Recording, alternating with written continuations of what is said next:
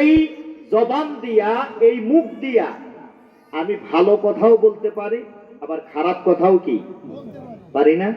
সারাদিন গালাগালি করে এরকম লোক আছে না নাই? সারাদিন উচ্চবাচ্য করে এরকম লোক আছে না নাই? আবার শান্ত শিষ্ট ভদ্র নম্র, কথা কম বলে, এরকম লোকও তো আমাদের সমাজে কি আছে।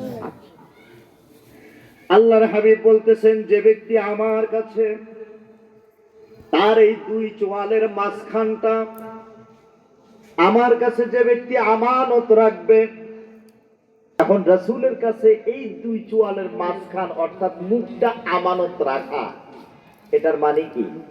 এটার মানে হচ্ছে কোরআন এবং হাদিসের দৃষ্টিতে মায়ের সাথে কি আচরণ করতে হবে, এটা কি কোরআন হাদিসে নাই? জোরে বলেন, আছে না নাই? বাবার সাথে কি আচরণ হবে, এটা আছে না নাই? আমার আত্মীয় স্বজনের সাথে আমার আচরণটা কি হবে, এটা আছে না নাই?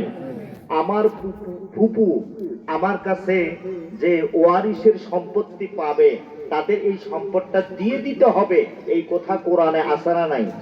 জোরে বলেন, আছে না নাই? সুতরাং আমার প্রতিবেশী যারা আছে তারা আমার কাছে কি ব্যবহার পাবে, এরকম কথাবার্তা কোরআন হাদিসে আছে না নাই?